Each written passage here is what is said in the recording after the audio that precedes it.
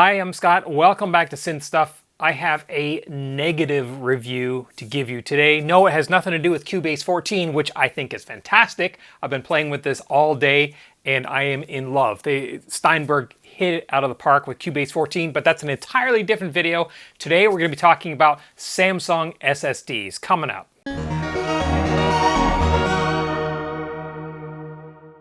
A while back, I did a video on when I rebuilt my DAW PC, which is this one you see here. I'll put a link to it up here. I did a lot of research and I selected all the different components that I wanted. I wanted a very high-powered Ryzen multi-core computer that could not only do DAW, but could also do video editing for me because I use it to edit these videos. I use it for those two different things. So I wanted to make sure that all the components were of the top quality and that I had lots and lots of capacity so I would never outgrow it. Well, won't outgrow it for the near future. My old DAW PC, which still sits down here, is still intact. I can still turn it on and use it just in case. I have kept it there just in case there was anything that I forgot to move across. But it is now 8 years old, so it was getting long in the tooth. And honestly, it was just too slow. I was getting dropouts in audio when I had a lot of complex plugins, and 8 years is a long time in terms of technology. All right, so I have been using Samsung SSDs for as long as they've existed. Since they started out, I think the first ones were 100 megabytes. I don't know, they were really tiny, little 3.5-inch Samsung SSDs. Samsung has been at the forefront of SSD development for as long as SSDs have existed. And they have always had a pro line. So they had the consumer line, which was good and reliable and fast. And then they had a pro line, which was far more reliable, faster, more resilient, and so on. So I've always used their pro drives. I actually have another Samsung SSD, a 3.5-inch drive in this computer, and I think it is a 4 or it might even be an 8 terabyte drive. It's a big drive, and that is my music drive. So all the time I'm working in Cubase, all the audio files and streaming in and out is going to that SSD because it's fast. That is a SATA SSD. However, I wanted this computer to be blazing fast, so when I designed and inspected out, I wanted an M2 drive, so an NVMe drive that is far faster because the 3.5-inch drives are limited by the speed of the SATA bus. You can only get so fast, whereas these are NVMe, they have lanes directly into the CPU, so you can move data off these M2 drives far, far faster. These are blisteringly fast, so I use this for the OS drive, from the C drive on the computer. And it was great, super fast. I put it in, formatted it, installed the OS, installed all the applications, everything was great, and I was really happy with the Samsung 990 Pro. It's a 4 terabyte drive. I also am an IT guy, so my computer is backed up. It backs up continuously, both to a local hard drive. I have a server in the other room that backs up, and then from there to the cloud. So if anything were to happen to any of these computers, I do have backups, I can reconstruct them. Thank God, because about 4 months after I built this PC, I came downstairs and the screen was on. I'm like, that's odd. Why is the screen on? And I looked and it was sitting at the BIOS screen, which is the screen that shows when you are first setting up the computer. Usually that means the computer has crashed hard and it's rebooted into the BIOS because something is corrupt. So I'm thinking, that's not great. What could have caused that? I looked at all the settings and it seems, looks correct. It doesn't look like I've lost the BIOS settings. All right, I'll just reboot the computer. So I just selected restart and it went through the whole sequence again, booted back up into the BIOS screen again. Now I'm thinking, okay, something is definitely not right. So I had to look and see, well, maybe it's lost what order of drives to boot from. So I go to have a look in the boot screen, where is it set to boot from? And this drive is gone. The M2 drive is vanished. It's no longer seen by the BIOS. I'm like, well, that's obviously why it crashed, because this is the OS. It's got the page file. It's got everything on here. So if this drive fails and disappears, the computer crashes, and then when it reboots, it can't reboot because there's no drive with an operating system on it. So the only option it has is to go sit in that BIOS screen, which is what happened. So now I'm thinking, oh, the drive has completely failed. I'm not dead in the water because, like I said, I back this up every night. So I shut off the computer and I thought, wait a second, I did just do a soft reboot.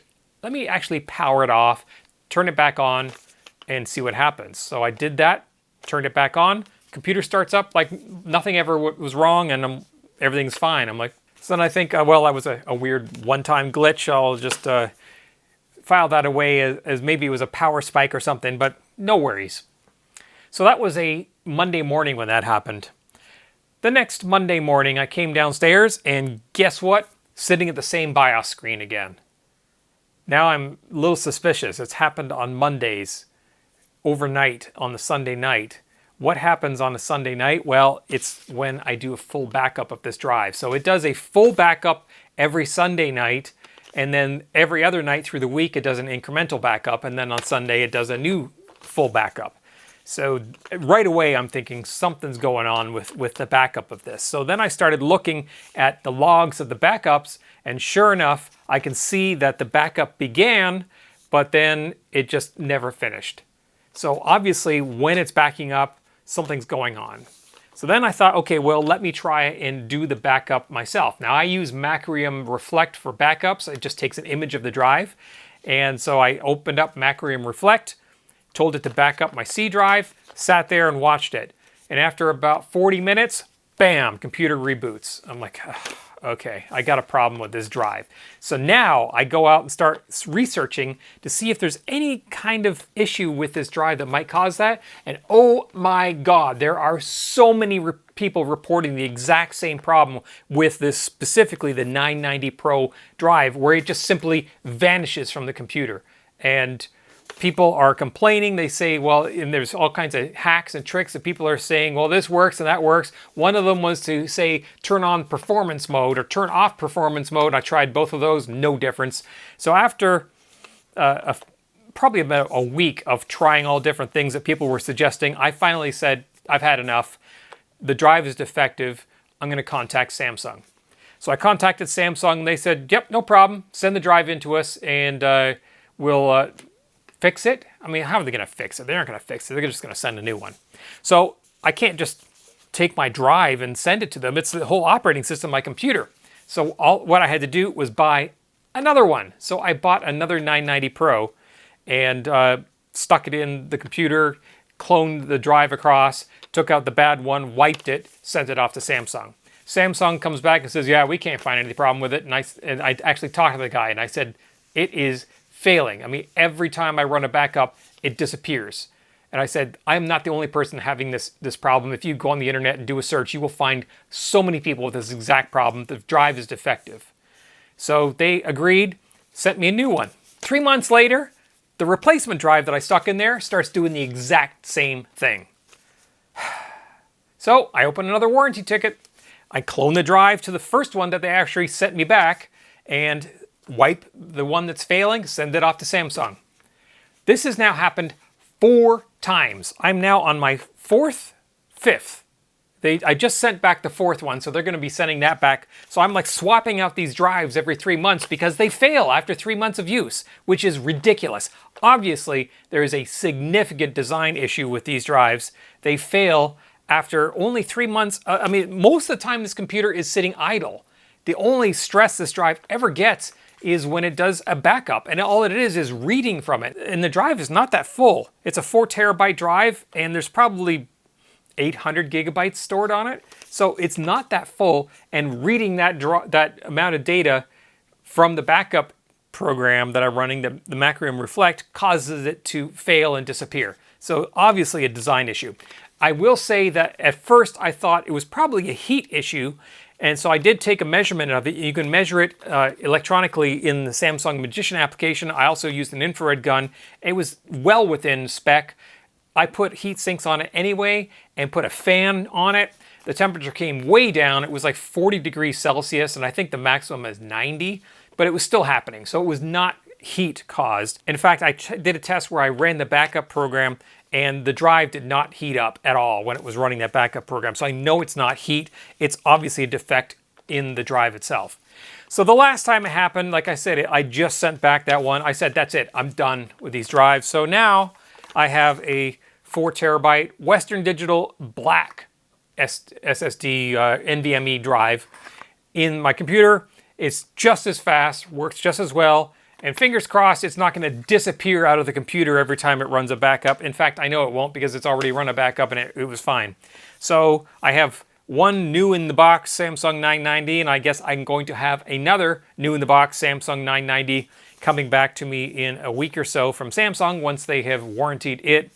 I have no idea what I'm going to do with these. I guess toss them in the bin. I'm not gonna rely on these for anything. I just wanted to document the issue I've been having with these drives and just warn anyone that if you are building a DAW PC or a multimedia PC or a PC of any kind, don't buy these drives. Don't rely on these drives. There is a major design fault with them. Samsung knows about the problem. When I warranty these and explain what the issue is, they don't even argue. They just say send it in. They know there's a problem. They're not fixing it. They're still selling them. All they're doing is reducing the price on them. You can get them cheaper than they were a year ago. If you go online, so many people are having the exact same problem with this drive. Don't buy it.